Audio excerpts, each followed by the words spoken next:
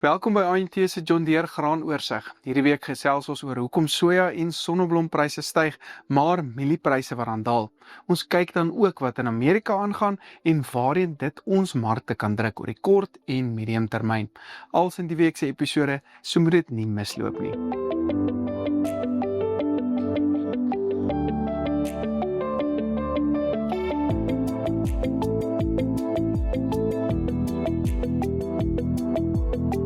Welkom by hierdie week se AMT John Deere graan en oliesaad markoorsig, moontlik gemaak deur John Deere en Zematic Irrigation Systems. Maar met dit genoem, kom ons skakel oor na Johan Thesen, AMT se landbouekonoom, wat vir ons meer gaan vertel oor waar die Safex markte tans verhandel. Baie dankie Johnny. Die spotmond witmielieprys daal na R4.588 per ton, met die Julie 25 prys wat laer is op R4.591.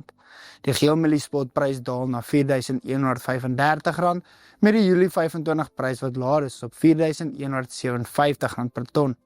Sojaboon spotprys daal na R7.290, met die Julie prys wat daal na R7.330 per ton. Die sonneblom spotprys styg week op week na R9.505 per ton, met die Julie prys wat ook hoër is op R9.555 per ton. Die koring spotprys daal na R6.400, met die Desember prys wat nou laer is op R6.210 per ton. Die sorghum invoerpariteitsprys geland in Durban staan op R4.496, met die uitgedopte Argentynse grondboonprys wat op R24.336 per ton is. Baie dankie Johan. Hierdie inligting word ook moontlik gemaak deur Zematic Irrigation Systems. Kry Zematic radkaste, motors en wiele teen 'n spesiale aanbod, beskikbaar terwyl voorraad hou. Kontak jou naaste Zematic handelaar vir 'n kwotasie vandag en investeer in 'n stelsel vir die toekoms.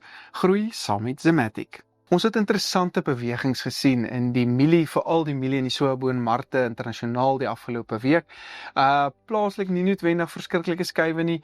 Johan, as ons dalk by mielies hierdie week begin.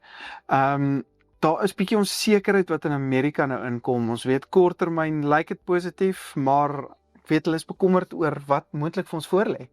Ja, ek dink as ons mooi na dit gaan kyk, sien ons dat die analiste in Amerika baie verdeeld is tussen twee partye. Die een party voel dat seaboard mieliepryse waar dit nou is heeltemal te laag vir wat in die toekoms voorkom. Hulle sê dat huidige stock-to-usage ratio is in die laagste 5 jare in die afgelope 25 jaar. Die geskatte stock-to-usage ratio vir volgende jaar nadat die Amerikaanse nuwe oes nou gestroop is ook onder die gemiddeld, plus 'n groot droogte wat meeste van die weerstasies in Amerika verwag in Julie gaan kom, voel hulle dat die mark nie regtig reageer teenoor enige van daai nuus wat veronderstel is om pryse opwaarts te stoot en is hulle ongelukkig half met waar die pryse is. Maar dan sien ons weer aan die ander kant waar daar weer 'n klomp analiste is wat sê, weet jy wat, ons in die voorspelling vir die weer vir nou, sien ons dat die 5 tot 10 dag is nog goeie reën. Ons oes is op 75 goed tot baie goed se kondisies. Brazil se safrina oes is met 4 miljoen ton opwaarts aangepas. So daar's nie regtig kommer nou in die mark nie. Nou sien dat daai twee half op die stadium te mekaar stry, maar dat die mark meer net gaan met, okay, weet jy wat, nou is daar goeie nuus. So kom ons wag eers bietjie met wat in die toekoms moontlik kan gebeur.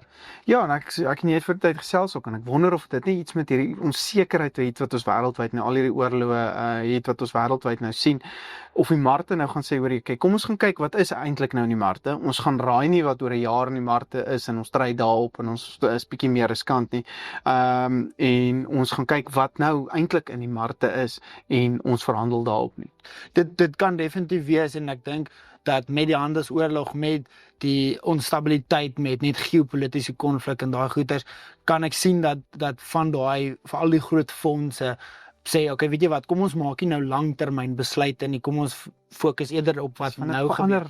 Dit kan werklik, dit kan daagliks verander. Nee, dit doen definitief. Maar ek dink dit hang af aan watter kant sit jy. Ek dink as jy meer pro die boer is, gaan jy in Amerika nou, gaan jy meer voel, weet wat, pryse is te laag vir wat kom. Maar as jy nou weer meer aan die fondse se kant is, Kopers se en kant. daai ou aan die koper se kant is, dan gaan jy sê, maar weet jy wat, pryse is reg waar dit nou is, want die fundamentele faktore wat nou in die mark is, bepaal dat die prys nou moet wees waar hy is. Ja, en ons het natuurlik die meer akkers gesien wat geplant is in Amerika. Ja. Al daai tipe goed wat dan ook redelik pryse plaaslik of in Amerika dan afhou. Plaaslik Sien ons dat die mielieprys nou in die afgelope week eintlik redelik sywaarts beweeg het. Ons sien dat 'n paar dae was wat hy bietjie opwaarts, 'n paar dae wat hy afwaarts, so hy het redelik eintlik sywaarts beweeg. Ons sien ook nou uit SAGE se data uit dat die lewerings per week nou begin optel en begin meer raak. So ons verwag dat die mielieprys nou bietjie afwaarts kan begin neig. Maar ja, niks verder nie. groot ding wat mieliepryse kan beïnvloed. Is Afrika. Ons het laasweek gehoor dat Zimbabwe het nou hulle grense toegemaak vir mielie-invoere van Suid-Afrika af, wat ek dink 'n groter invloed kan speel, nie noodwendig nou nie, maar in 2-3 maande se tyd. Zimbabwe het nie 'n tydlyn gegee om te sê, okay, weet jy wat, die invoere gaan toe wees vir X hoeveelheid maande nie, maar die mark verwag 'n 4 tot 5 maande stop wat hulle op het gaan sit. En ek dink dit gaan die opwaartse potensiaal wat ons gedink het later in die jaar gaan gebeur, gaan dit bietjie onder druk sit, net omdat ons nie noodwendig daai uitvoere het wat konstant uitgaan en die vraag wat het konstant uitgaan nie. En dis natuurlik baie meer gefokus op wit mielie. So Ja. ons het nou hierdie kan ek sê hierdie geel mieliepryse wat moontlik paar faktore wat hom kan opdruk soos op September se kant toe beweeg van 'n internasionale kant af, maar wit mielies weer op daai tyd wat hom dalk weer net so 'n bietjie onder toe kan hou. So dis nogal 'n moeilike en 'n interessante tyd wat vir ons voorlê. Ja, ek dink op daai stadium gaan die groot vraag wees, is die faktore wat op geel mielies speel so groot dat geel mielies wit mielies saam met hom gaan optrek, of is binnelandse voorraad net op so 'n vlak wat wit mielies weer vir geel mielies half Ja. op 'n laer vlak gaan hou. Baie interessant, ek wil vinnig oorbeweeg sojas toe, voor die tyd hardloop. Amerika het aangekondig dat hulle baie meer bioetanol gaan produseer. Hulle het eintlik binnelandse vraag geskep vir hulle eie sojabone. Ek dink hulle wil ook minder afhanklik raak van olie en van die Chinese uitvoere. Wat se effek het dit gehad? Ons het gesien dat sojaboonoliepryse het deur die dak gegaan oor die afgelope paar dae, en ek dink dit is omdat daai addisionele vraag so groter geraak het, want ek dink ons het gegaan tot op omtrent 'n 5.17, waar hulle gaan het van 'n 3.1 af. So die vraag vir olie het deur die dak gegaan, maar ek dink nie dat daai hoër pryse van olie en die baie hoër vraag noodwendig sojaboonpryse so gaan groot aan beïnvloed nie. Dit gaan verseker 'n ondersteunende rol speel en pryse gaan verseker op kan gaan, maar ek dink daar's 'n limiet op dit. Ja. Wanneer die perse in Amerika gaan sê, maar weet jy wat, ons kan eintlik nou 'n sojaboon goedkoper van Brazil af invoer, wat nie baie ver van hulle af is nie. Ja.